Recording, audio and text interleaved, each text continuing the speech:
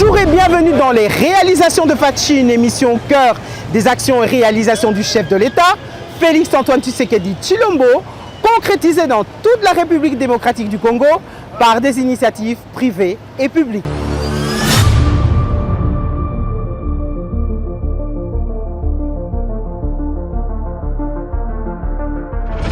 Pour ce 20e numéro, nous mettons le cap sur la province du Haut-Katanga afin de vous présenter une série d'ouvrages et de travaux d'infrastructures exécutés et finalisés par des promoteurs privés et publics.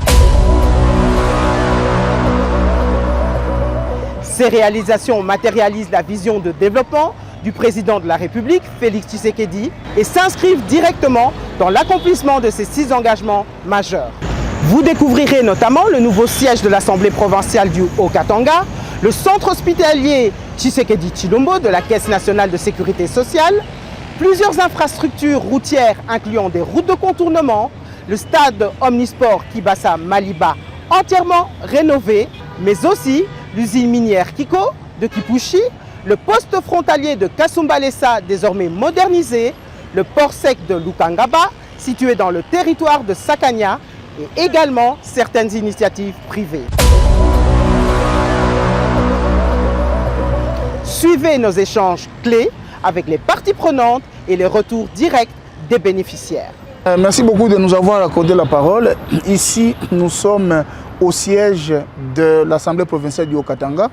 Il faut noter que ce bâtiment a été construit sous l'initiative du président de la République, son Excellence Félix Antoine Tshisekedi Tshilombo, sous la supervision du gouvernement provincial du Haut-Katanga, dirigé de main de maître par l'honorable Jacques Kiaboulakatou. Donc derrière moi, c'est tout un bâtiment neuf. L'espace ici, nous avons un espace de 35 600 mètres carrés. Mais l'espace bâti est égal à 8 000 mètres carrés. Donc le bâtiment en soi, il a une dimension de 8 000 mètres carrés. Donc c'est un bâtiment à R+2. Et donc dans ce bâtiment, nous avons une salle de plénière qui a une capacité de 500 places assises. C'est une salle climatisée, remplie de toutes les conditions idoines. Nous avons 2 salles de réunion. Nous avons le bureau du président de l'Assemblée provinciale, enfin le cabinet du président parce qu'il y a son bureau plus sa suite.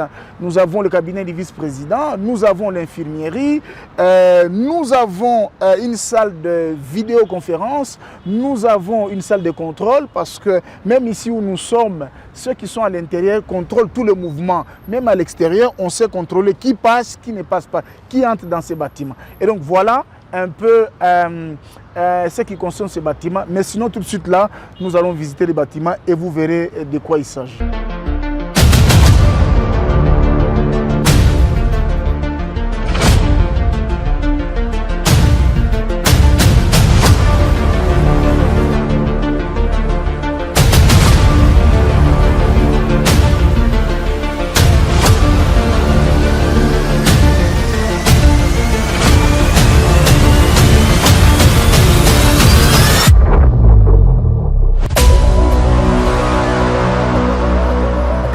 Bienvenue au centre hospitalier Tshisekedi Tshilombo de la CNSS, un centre avec un plateau technique qui permet de prendre en charge plusieurs pathologies et aider la population du Haut-Katanga et en général la population congolaise et bien sûr même la sous-région, l'Afrique centrale. Ici, nous sommes à la réception et ici, dans le hall, on reçoit les malades. Et il y a des malades conventionnés, il y a les malades privés. Ils commencent par s'enregistrer. L'hôpital est informatisé à 100%. Nous avons un logiciel que nous utilisons et il n'y a pas de fiches. L'unique papier que vous voyez à main des malades, c'est les reçus, mais tout est informatisé. Le malade est envoyé chez le médecin et du médecin vers le laboratoire ou l'imagerie, c'est juste par les logiciels.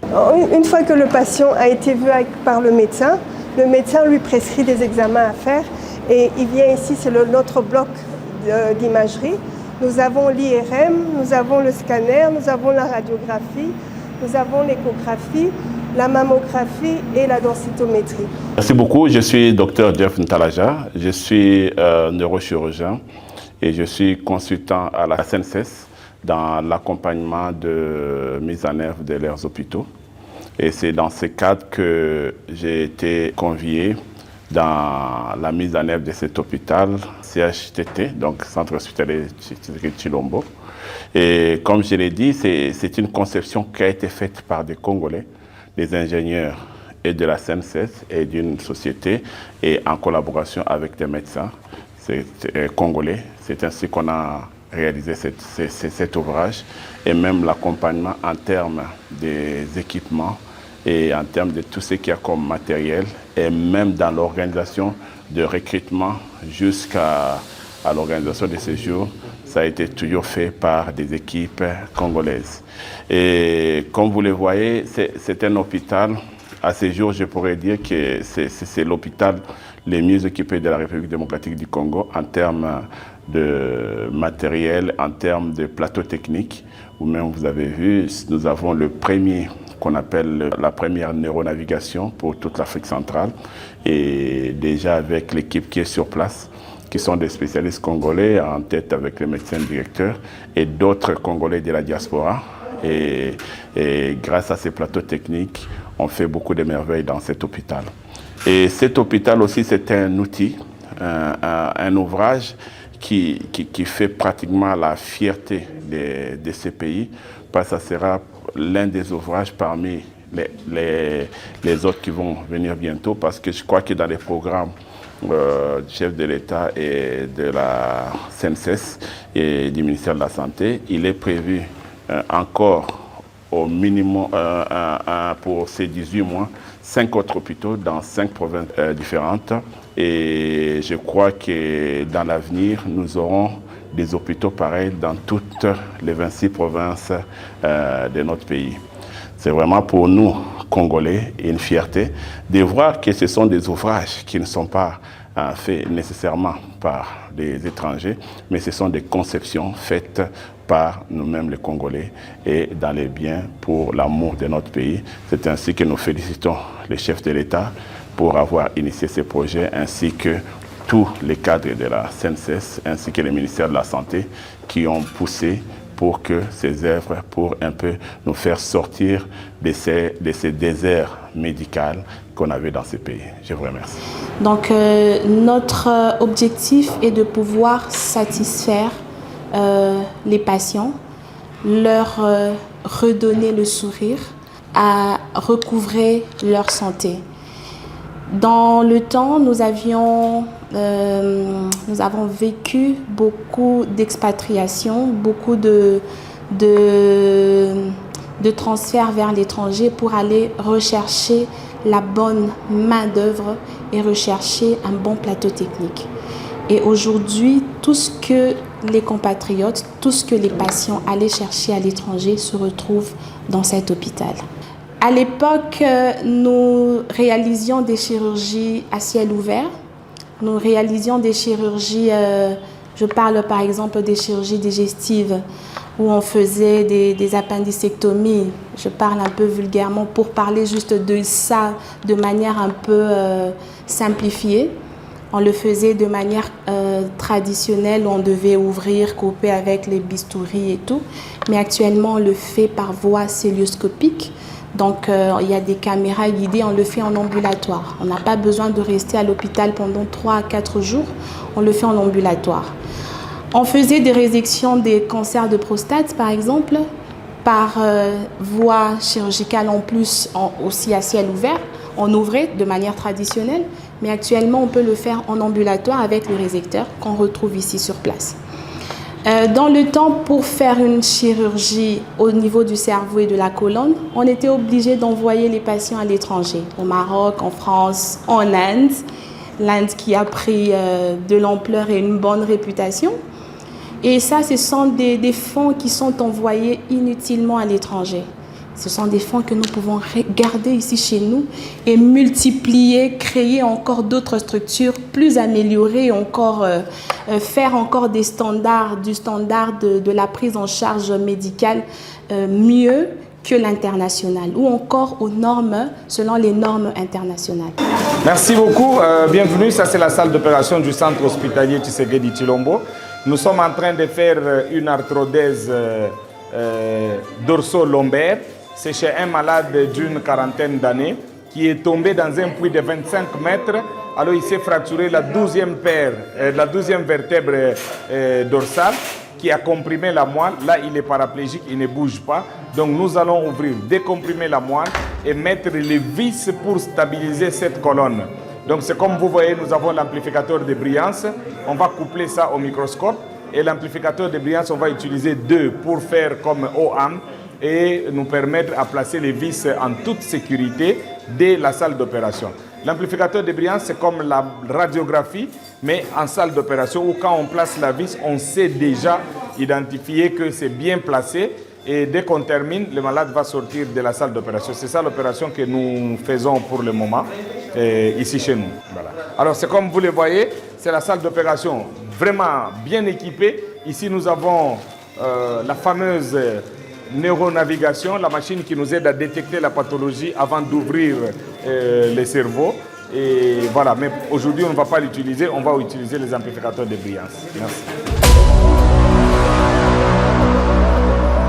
Enfin, je remercie le président de la République, son Excellence Félix Antoine Tshisekedi Tshilombo.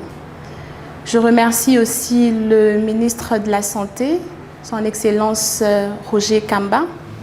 Et je remercie aussi, enfin, le directeur général de la Caisse nationale de sécurité sociale, Monsieur Charles Moudiaï.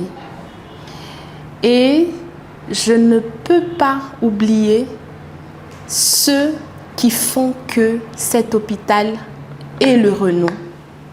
Quel que soit le plateau technique que nous avons, quelle que soit la réputation que nous pourrions avoir, mais cette réputation sera maintenue par la bonne prise en charge, la qualité même de l'administration des soins. Et donc là, je vais remercier infiniment et très particulièrement tout le personnel du centre hospitalier Tshisekedi Tshilombo pour le dévouement, pour l'engagement et pour l'amour du travail que le personnel démontre à l'égard du patient et l'appropriation que le personnel a du patrimoine qui nous est légué.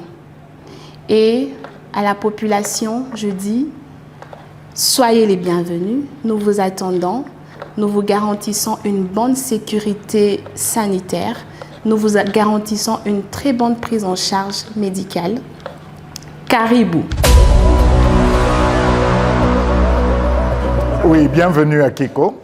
Kiko, c'est Kipushi Corporation. C'est une joint venture entre la Gécamine et Ivanhoe Mines. La Gécamine, vous la connaissez, c'est notre grande entreprise de cuivre principalement, avec d'autres minéraux aussi. Ivanhoe est présente au Congo avec 2 opérations, Kipushi Corporation, Kiko, et la mine de Kamoa-Kakula. À Kamoa-Kakula, la production, c'est le cuivre, et à Kiko, pour le moment, c'est le zinc. Cette mine, elle est une mine de la Gécamine. Elle a 100 ans d'existence. Avec la Gécamine, tout avait commencé par une exploitation d'une carrière, c'est-à-dire une mine à ciel ouvert, où on exploitait le cuivre. Et ils sont arrivés à une profondeur où ça nécessitait que ça devienne une mine souterraine. Ils ont foré de puits 1, puits 2, puits 3, puits 4 pour la ventilation de la mine. Et avec la quantité d'exploitation qui augmentait, on a dû forer le 5e puits, le puits 5, pour les hommes et le minerai. Le puits 5 vous amène directement jusqu'au niveau 850 et vous pouvez arriver à 1150 comme à 1200 là où il y a la salle d'exor. La mine reçoit beaucoup d'eau de la nature, autour de 2 millions de litres chaque heure, ce qui fait 50 millions de litres par jour et continuellement. Nous devons la pomper en surface. Nous la pompons en cascade et je parlais du niveau 1150 où il y a de routes qui peuvent vous amener jusqu'au niveau d'exploitation, même pour 850. Nous prévoyons de produire autour de 45 000 tonnes de concentré de zinc, titrant 55%. Nous avons autour de 100 camions, 100 qui entrent, 100 qui sortent de Kipushi, les camions qui évacuent les concentrés de zinc qu'on met dans des big bags de 2 tonnes chacun. Et en dehors de toute cette activité qui est liée, qui est autorisée par le certificat d'exploitation, l'autorisation minière donnée par le ministère de Mines à Kinshasa, il y a une autre licence plus importante que la licence d'exploitation obtenue à Kinshasa, c'est la licence sociale d'opérer. Et nous tenons beaucoup sur cette licence, parce que cette licence, c'est juste l'acceptance du projet par les communautés qui l'accueillent. Si les communautés ne veulent pas que vous soyez ici, quelle que soit la licence que vous avez reçue de Kinshasa, vous ne serez pas capable d'opérer. Alors, pour que cette licence soit valide, chaque jour, nous devons être en bon terme avec les populations qui nous accueillent. Ce qui fait que nous communiquons intensivement avec les communautés, les radios locales, télévisions locales. Nous avons notre bulletin trimestriel Kiko Léo, qui veut dire Kiko aujourd'hui. Nous avons des caravanes motorisées quand nous voulons vraiment atteindre ceux qui sont dans des milieux éloignés pour des messages de santé ou des messages juste de prévoyance sociale. Nous utilisons les caravanes motorisées et nous voulons qu'il y ait vraiment une communication intense entre la compagnie et les communautés qui nous accueillent. Et pour que les communautés trouvent leur compte avec la présence de la compagnie ici, nous sommes impliqués dans beaucoup de projets sociaux.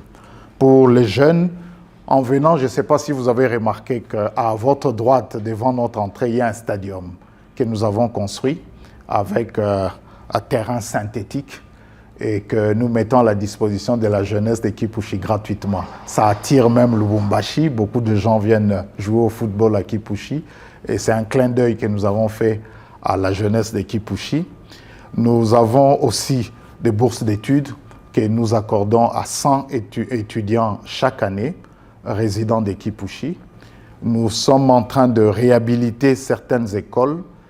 Nous donnons des bancs. Nous sommes dans un programme d'asseoir 10 000 élèves, c'est-à-dire produire 5 000 bancs avec le charpentier du district, le charpentier de Kipushi. Ils produisent les bancs que nous octroyons aux écoles de l'État qui en ont besoin. Nous intervenons aussi pour certains problèmes d'électricité dans les écoles et certains programmes ad hoc qu'on vient nous soumettre. Nous disons toujours que notre plus grande contribution dans la communauté, c'est l'eau. Nous donnons gratuitement près d'1 million de litres chaque heure à la ville de Kipushi. Et nous nous sommes rendus compte qu'avec l'expansion de la ville, les réseaux de distribution d'eau que nous avons hérités de la GECAMIN n'atteignent pas tout le monde. Nous nous sommes embarqués dans un programme de forêt autour de 50 puits d'eau. Nous sommes dans beaucoup de projets. Nous sommes dans l'agriculture. Nous produisons l'oignon, la tomate, nous produisons les choux avec les communautés riveraines. Nous sommes dans la pisciculture. Nous avons creusé 105 étangs de 10 mètres x 40 mètres. Nous avons les 105 déjà creusés. Nous avons mis les alevins dans 55 étangs. Nous sommes déjà en train de faire la récolte et la vente en faveur des communautés. Nous ne demandons même pas $1 en retour. C'est pour les fermiers et les habitants des alentours des étangs. Nous avons fait un poulailler où nous produisons 2500 œufs par jour. On avait cru que c'était trop et qu'on risquait d'en perdre quelquefois. Non, le besoin est grand. Nous sommes en train de prévoir de construire un deuxième pour produire autour de 5000 œufs par jour. Et tout cela est consommé par le marché local. Les habitants de Kipushi ne vont plus à Kasumbalesa pour s'acheter les œufs. Ils ont la production sur place. Alors merci beaucoup. Ici nous sommes sur la route Sakanya, donc Kasumbalesa-Sakanya. C'est une route qui a une longueur à peu près de 140 km. Et donc c'est une route initiée personnellement par le président de la République, son Excellence Félix-Antoine Tshisekedi Tshilombo. Tout ceci, c'est pour permettre à ce qu'on décongestionne le poste frontalier de Kasumbalesa, raison pour laquelle on a construit sous l'initiative, bien sûr, du président de la République, le port sec de Lukangaba à Sakanya. Et donc, ce projet ici, c'est un projet ensemble entre la route et le port sec de Sakanya. Et ce port sec permet à ce qu'on décongestionne au niveau de Kasumbalesa et qu'on ait plusieurs entrées au niveau de nos postes frontalières de la République démocratique du Congo. Ici, nous avons une route d'à peu près 140 km et Lubumbashi et Kasumbalesa, ça c'est autour de 90 km. Donc vous allez vous rendre compte que nous sommes autour de 240-245 km de Lubumbashi jusqu'à Sakanya. Mais écoutez, avant cette route, il y a eu des problèmes énormes parce que les gens faisaient 2, 3, 4, 5, même une semaine pour y arriver à Lukangaba. Mais depuis l'avènement de cette route, voilà, nous ne faisons que des heures. Les gens quittent très tôt matin. Si vous quittez 7 heures, dans 4 heures, vous êtes déjà arrivé à Sakanya, à Lukangaba. Donc il faut noter qu'il faut féliciter le président de la République pour ses actions remarquables, palpables, qui permettent à ce qu'on relie la province du Haut-Katanga avec éventuellement ces 6 territoires. Donc c'est quand même quelque chose de très important et il faut louer les actions que le président de la République est en train de mener. Et tout ceci, c'est pour l'avantage et l'intérêt de la population congolaise en général et plus particulièrement la population haut-katangaise. En fait, il y a à peine 2 ans qu'on a inauguré cette route, donc c'est dans le mandat du président de la République, Félix Antoine Tshisekedi Tshilombo. C'est lui l'initiateur de cette route. Il a initié et il a inauguré éventuellement cette route. On n'a pas seulement inauguré la route, mais également on a inauguré le port sec de Lukangaba, qui est aussi une frontière qui permet à ce que la population congolaise sort par la Zambie vers l'Afrique australe. Non, c'est vraiment la route congolaise, c'est une concession congolaise. Voilà, donc c'est une route congolaise, elle n'appartient pas à la Zambie, elle appartient à la République démocratique du Congo. D'ailleurs, même le port sec de Lukangaba, c'est un port du côté de la République qui appartient à la RDC. Et d'ailleurs, maintenant, la Zambie est en train de construire leur port, raison pour laquelle ils sont en retard. La RDC était en avance. Tout ceci, c'est parce que le chef de l'État a une vision claire pour le développement de la République démocratique du Congo. Et voilà, nous sommes bien en avant par rapport aux autres.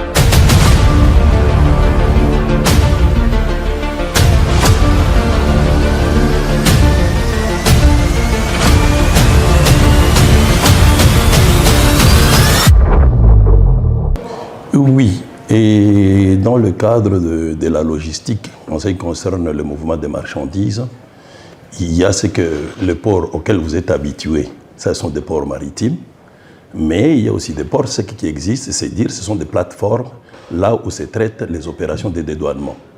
Pour faire les opérations de dédouanement, il faut avoir de l'espace, parce que non seulement il faut que la marchandise soit sécurisée, mais aussi il faut qu'il y ait des hommes et des services compétents pour travailler dans une frontière où passe la marchandise et où on n'a pas un port liquide.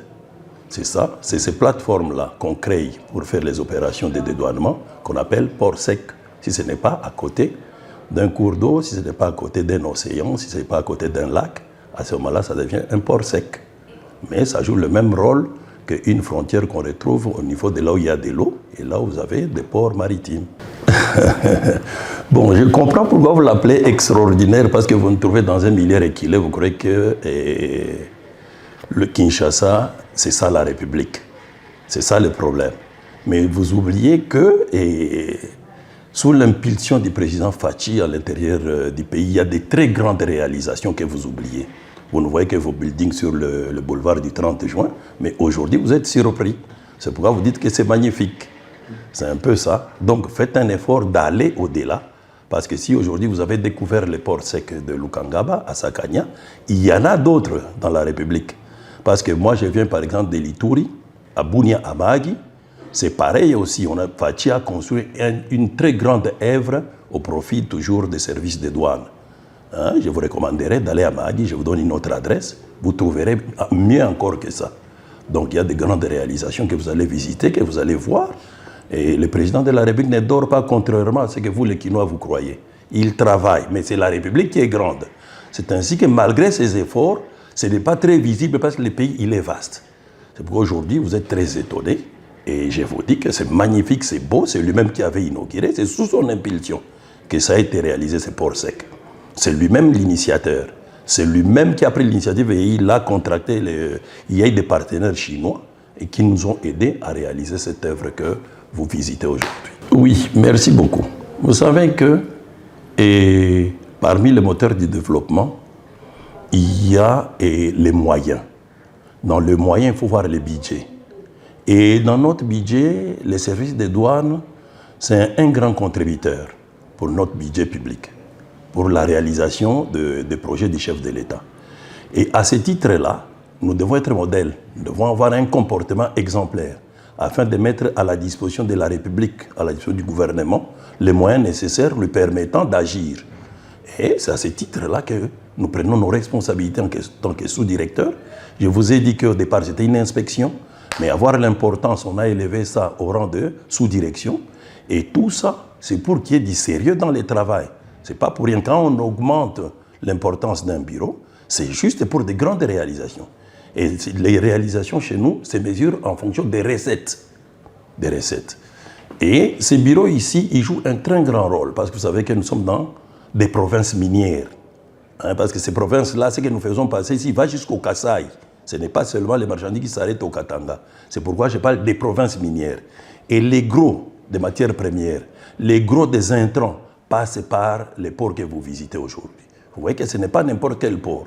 C'est dire que nous devons y mettre du sérieux pour que le gouvernement central trouve ses comptes afin de disponibiliser les moyens nécessaires à la réalisation de ces objectifs. Eh bien, je lui demande de ne pas se fatiguer et surtout de ne pas suivre les réseaux sociaux. Parce que ces œuvres parlent. Même si les gens ne veulent pas accepter, les œuvres parlent. Nous vivons ces œuvres-là. C'est peut-être vous, à Kinshasa, vous êtes distraits, mais nous vivons les œuvres du chef de l'État qui parlent de soi-même. Je lui demande de ne pas se fatiguer, d'aller de l'avant, de ne pas suivre les réseaux sociaux, les bobards et là, parce qu'il y a beaucoup de désinformation dans ce qui se passe dans les réseaux sociaux. Mais, excusez-moi, vous avez cet avantage. Un Quinois de Matongé, est-ce qu'il a une idée sur ce que vous vivez? Je ne crois pas. C'est parce que vous êtes arrivé que vous croyez. Vous comprenez? Donc les œuvres du chef de l'État parlent de soi-même. Et je le félicite qu'il aille de l'avant. Nous sommes dans la province du Haut-Katanga, précisément à Lubumbashi, dans le stade Kibasa Maliba de la Kenya. Ah oui, ce stade existe il y a longtemps. Juste après la colonisation, ce stade a été fait, mais depuis longtemps que ce stade a été abandonné, mais sous la houlette de son Excellence, Monsieur le Président Félix-Antoine Tshisekedi Tshilombo, nous avons vu ce stade être réhabilité par je l'appelle son fils, le gouverneur Jacques Kabula Katwe. Donc il a emboîté le pas de son mentor qui est son Excellence Félix-Antoine Tshisekedi Tshilombo. Oui, ce stade accueille beaucoup d'activités, mais particulièrement le foot.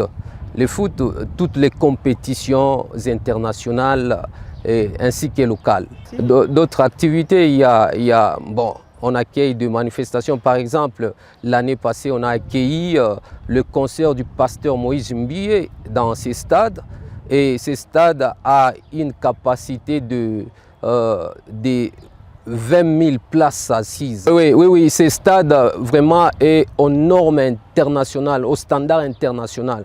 Même si, quand même, vous voyez les logettes, là où le joueur se met, c'est au standard international. Vraiment, nous disons merci à son Excellence, Monsieur le Président Félix-Antoine Tshisekedi Tshilombo et son fils qui est le gouverneur de la province du Haut-Katanga, Jacques Kabula Katwe dit Wandani. Je vous déclare ceci, s'il y a de ces gens-là qui disent que Fatih Beton n'a rien fait. C'est-à-dire ce sont des sorciers et des sorcières. Moi, je peux vous témoigner que pendant 18 ans, de l'ex-président, je ne vais pas citer son nom, il n'a pas fait quelque chose des histoires que nous vivons aujourd'hui. Il brandissait cette histoire de dire que les 5 chantiers, nous, on n'avait rien vu de spécial. Mais avec Fatih Beton aujourd'hui, nous avons constaté que ce qui concerne d'abord les infrastructures, nous avons vu qu'il a fait de très bonnes choses. Aujourd'hui, moi, je viens de 60 km d'ici. J'ai vu ce qu'il a fait. Partout où il n'y avait pas des écoles, aujourd'hui, il y a des enfants qui vous étudient sans aucune difficulté. Alors, raison pour laquelle je vous dis que Fatih Beton, il mérite que Dieu les garde, que Dieu les protège. S'il y a des sorcières qui les combattent, soit disant qu'ils puissent peut-être les réduire au néant, ils ne feront absolument rien. Je me nomme Jean Baï Mouzembe. Je suis le coordonnateur national de la fondation Jetro Muyombi Chimbu, l'honorable, le même qu'année le président fondateur. Oui, la fondation va totaliser 5 ans. C'est depuis 2020 que la fondation a vu le jour. Nous réalisons plusieurs actions, notamment dans le cadre de l'entrepreneuriat, pour amener aux jeunes, aux mamans et à toutes les catégories de devenir responsables. C'est-à-dire de se prendre en charge eux-mêmes. Chez nous, il n'y a pas les aveugles, il n'y a pas les handicapés. Nous travaillons avec tout le monde.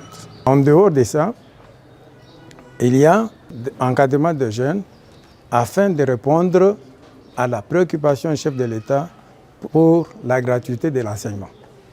C'est là où nous encadrons beaucoup de jeunes gens dans ce cadre-là. Et même, il y a d'autres qu'on fait venir d'autres provinces afin de venir suivre la formation ici, afin de soutenir les actions du chef de l'État. Notre émission est à présent terminée. N'hésitez pas à nous joindre sur le numéro qui s'affiche sur votre écran. Merci de nous avoir suivis. Merci à toute l'équipe technique et à très bientôt pour un prochain numéro de l'émission Les réalisations de Fatchi.